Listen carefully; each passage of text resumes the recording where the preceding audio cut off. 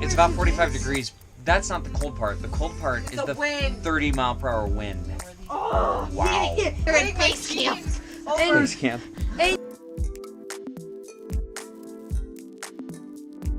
The one thing that's unique about a cave is that you never want to touch the rocks or minerals with your bare skin, because we all have oil, and if we leave it behind down there, it'll actually stain it. You'll see where other people have done it too, and it leaves brown stains on the rock. So try to avoid doing that. Treat it like a museum. Picked a great day to go into the cave because about less than 40 people have decided to go ahead of you, so you might even feel alone down there.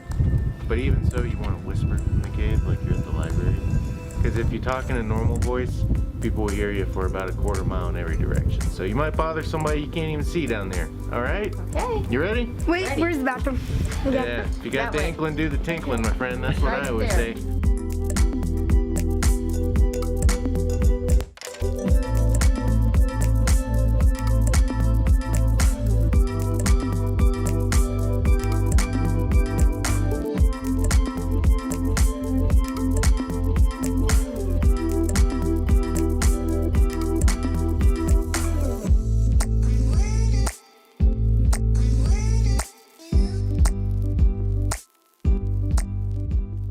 Elon Musk has this in mind when they get to Mars.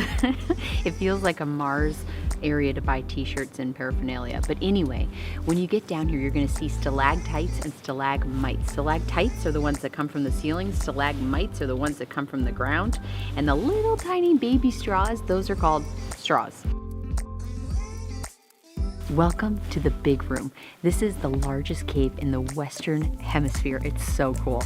If you look at some of the stalagmites coming up from the ground, it almost looks like you're scuba diving with coral reefs. But really, this was all underwater at one point. So come on, let's go explore.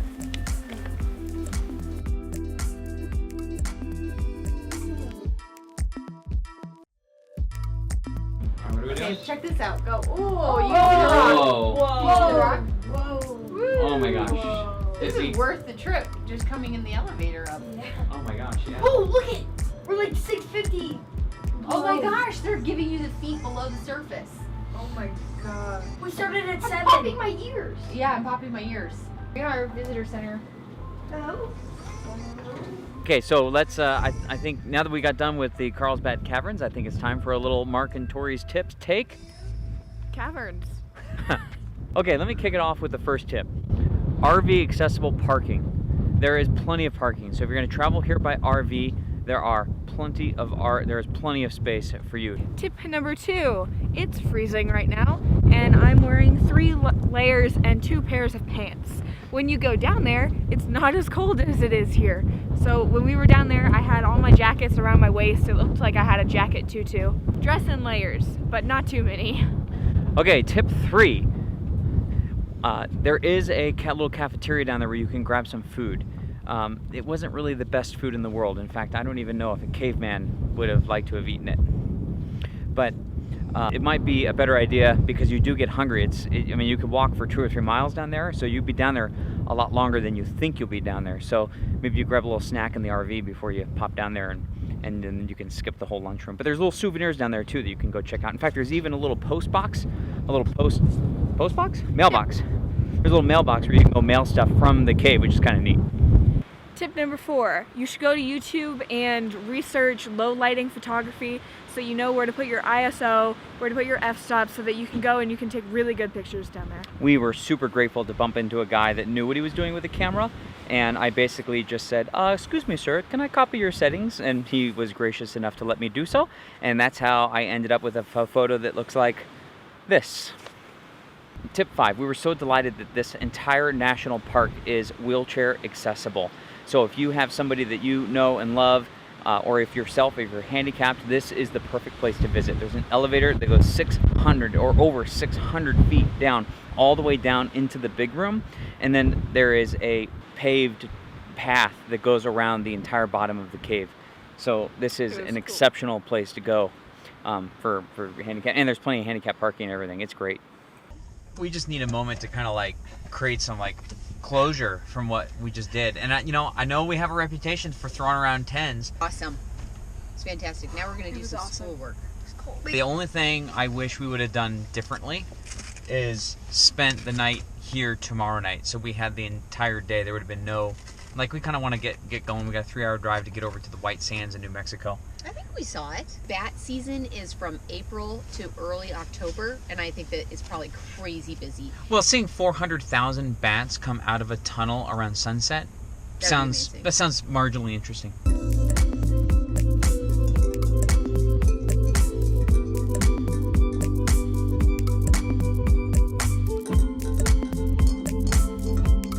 There's so much wind out here, and this freeway is just absolutely wide open. Ginger's kind of going back and forth, so I'm going to tighten up the anti-sway bar.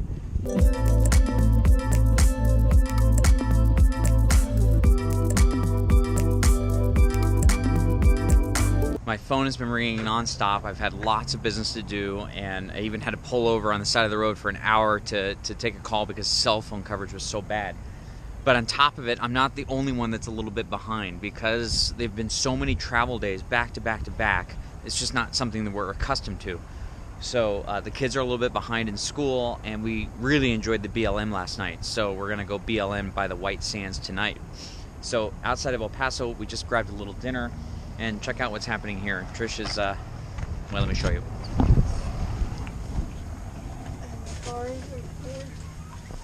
What's going on here? Write it as a decimal. Squash, library.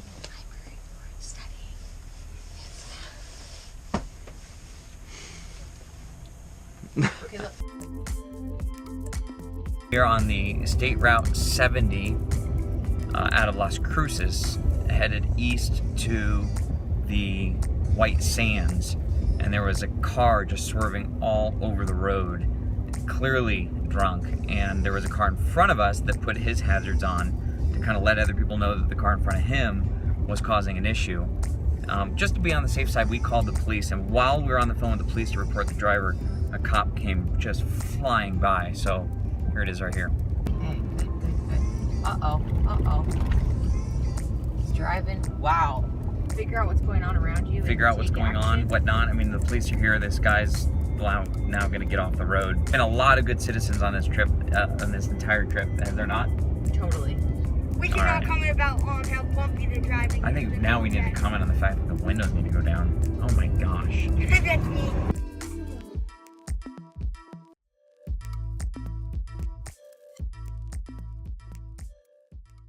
Seems kind of strange that at 9:30 in the morning it wouldn't be open. So, but we have had the missile testing, Oh, so it's probably related. After $5, show any passes you have at the toll booth where the ranger is, and then the rest of it is transitions over to Pat Gypsum, which is fine, even if you're towing. Okay. There's a boardwalk, 4 o'clock in the evening, sunset stroll, 45-minute walk.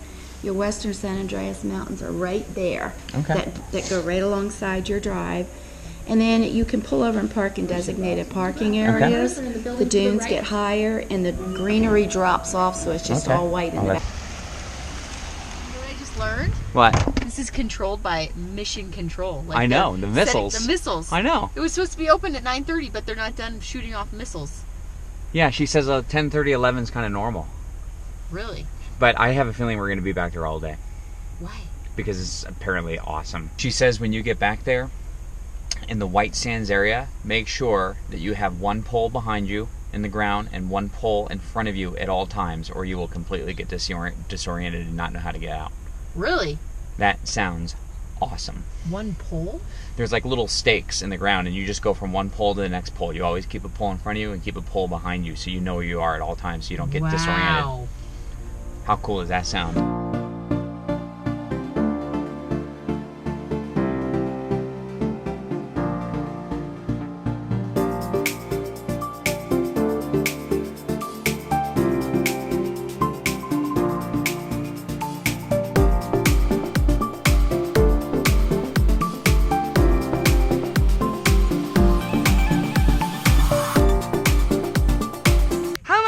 wash this off.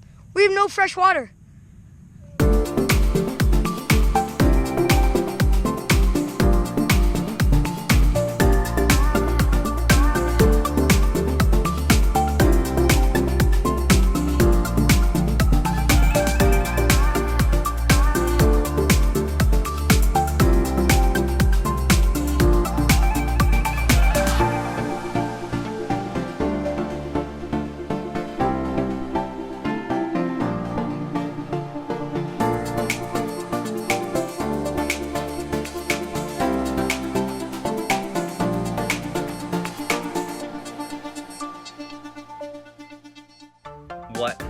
What an amazing place.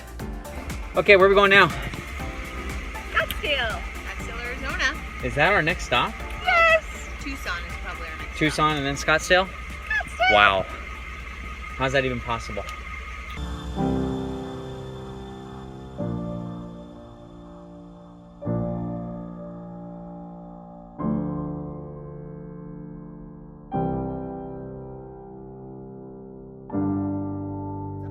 Awesome. It was like one of the best. I think I have to like first Devil's Den. Giving it a 10. A 10? Caleb, how do you feel about giving it a 10? Well, you know, I don't do 10s. I do 11s. Oh. 10 was a I don't 10. think this is a 10. You don't think it's a 10? I think it's amazing, but Well, okay, what's a 10 then? Zion Park is like amazing because you have the cliffs and you can go hiking and you can camp and the whole thing. This is amazing just because it's gorgeous. You can sled. You can come for the afternoon because the park closes. Park Maybe the closes at missiles. 6. Missiles. Oh yeah, the missiles, that was kind of cool. But, you know, you need to pair it up with something else. I mean, I wouldn't go out here, drive out here for just this.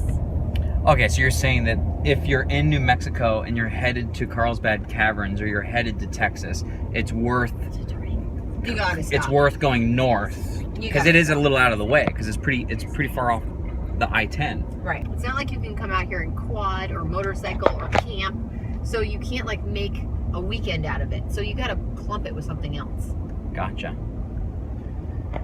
But it's pretty spectacular because of it's the stark contrast of the mountains. I mean, those purple mountains in the background, right up to the white sand and how fine it is, was pretty amazing.